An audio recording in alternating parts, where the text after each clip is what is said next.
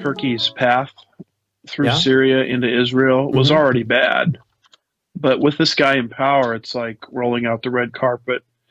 And that's why I tossed that in there, because Turkey, of course, in the infamous Gog Magog invasion, is going to be one of the invaders. And so whether Assad is in or this new guy, it really doesn't matter. Turkey is poised to enter Israel whenever she wants to, essentially. And in fact, the new fella in there may actually, expedite things. Yep, that's right. So that's very interesting article right there. All right, so let's go to the next one. Turkish invasion in Syria could be imminent. U.S. officials fear report.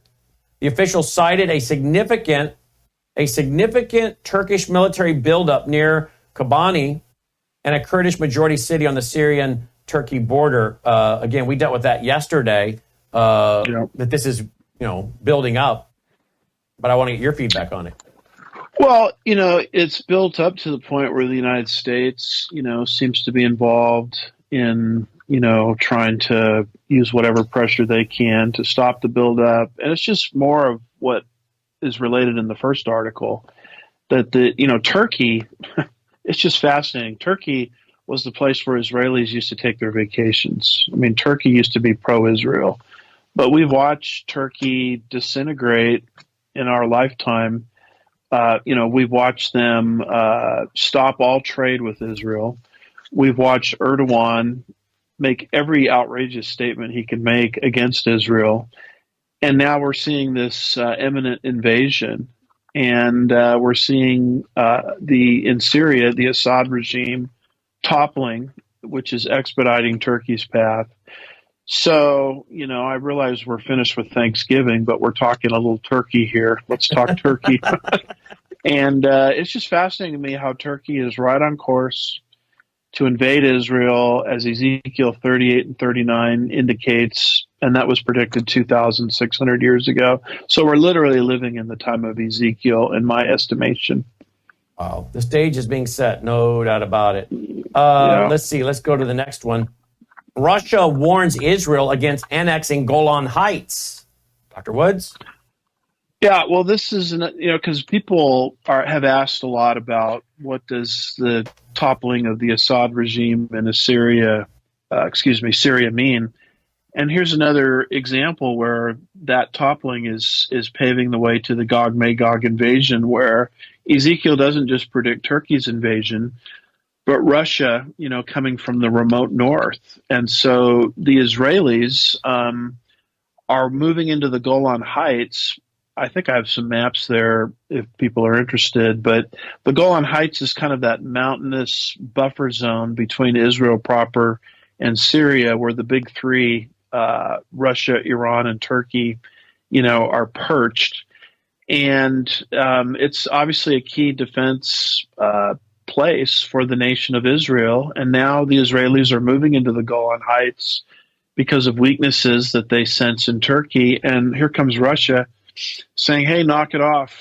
That's not your territory, which to me makes perfect sense, because the Russians are going to need that territory to invade Israel, in the last days. So it's just what you said before. It's just more and more examples of stage setting, whether it's Turkey or Russia invading Israel.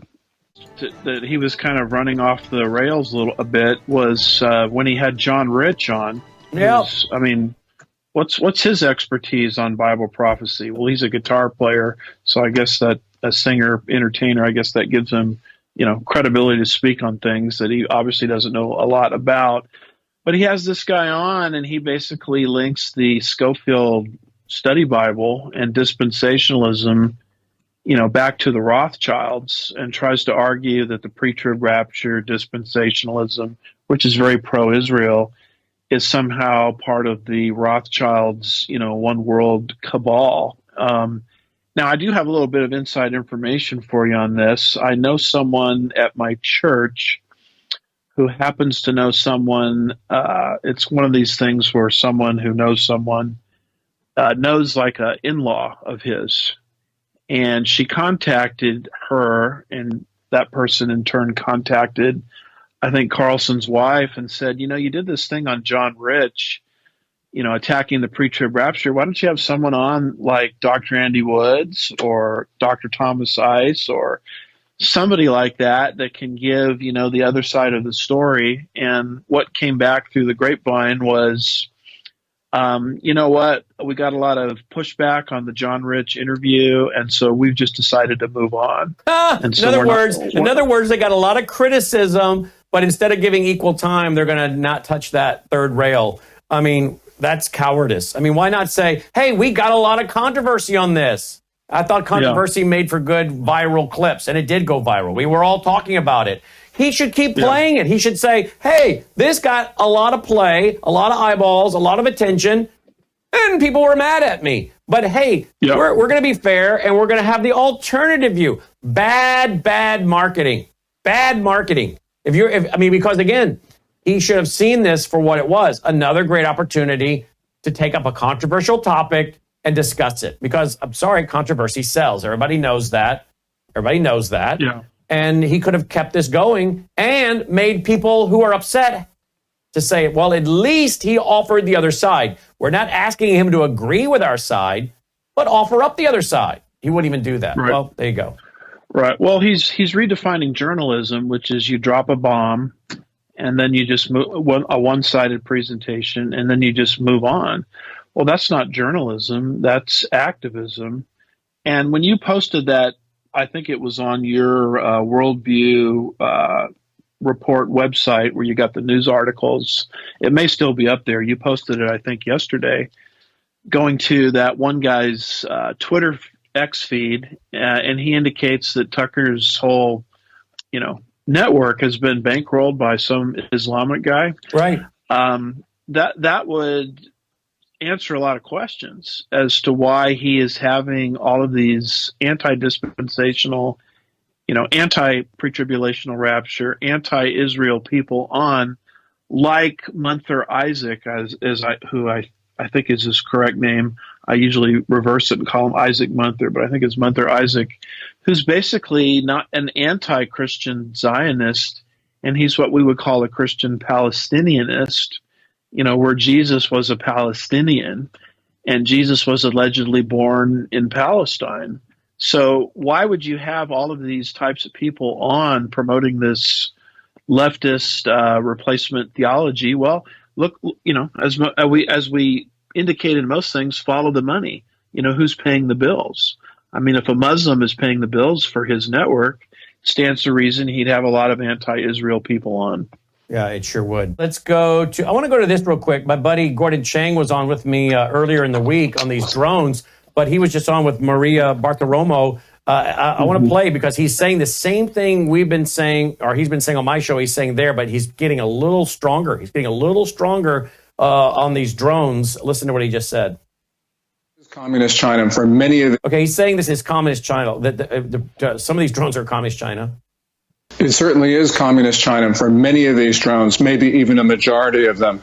The increased tempo of these drone flights against our military bases is occurring at the same time as there's increased frequency of incursions and attempted incursions of these bases by Chinese and other nationals.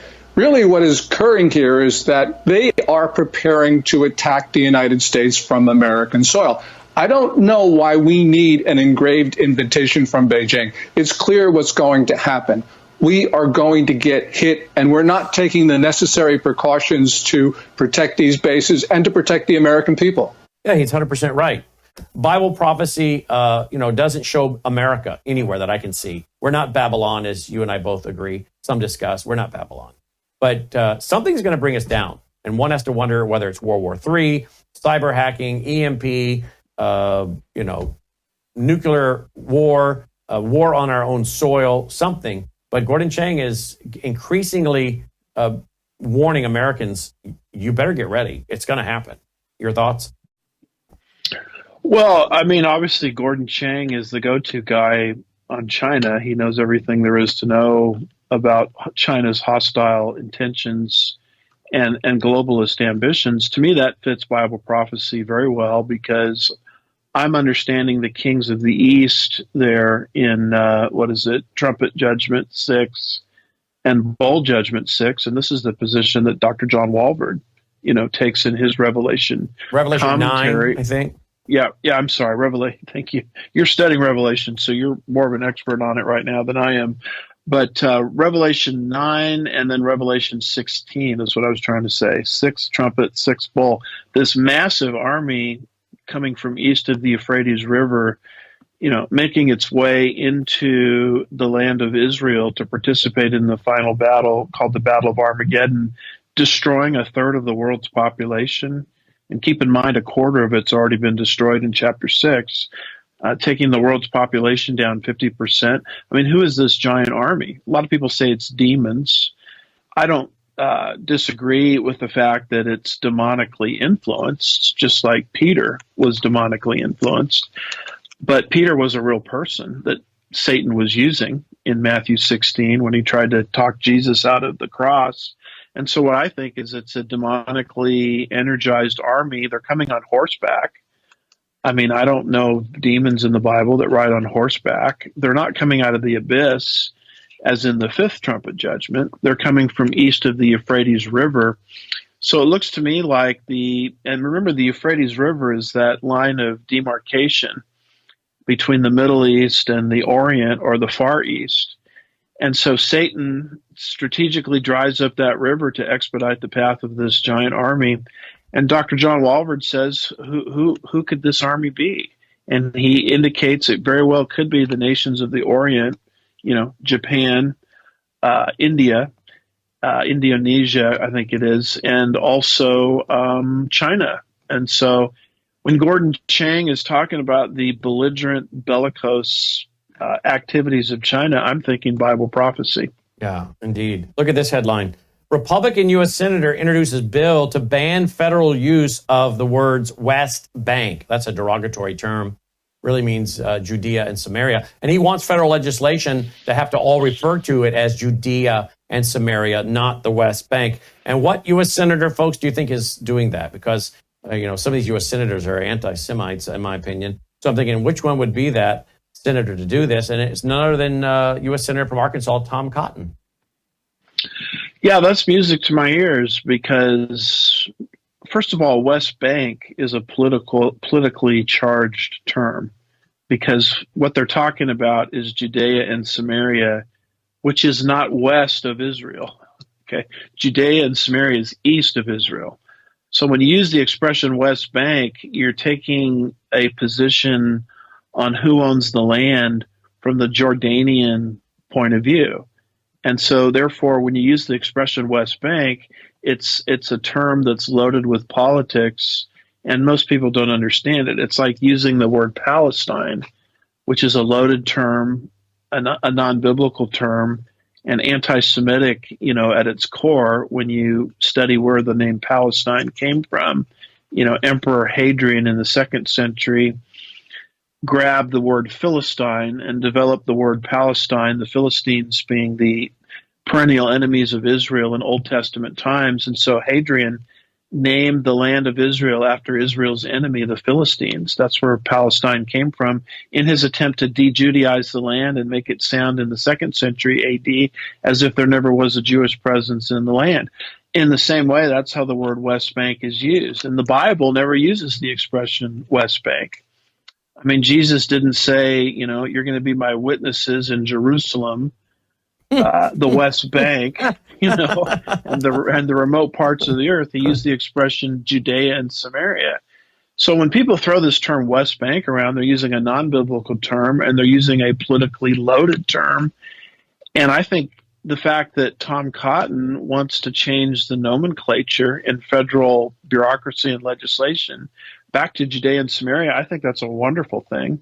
And it may invite the blessing of God, on our country, as our country is now in need of blessing and seems to be on the precipice of unraveling.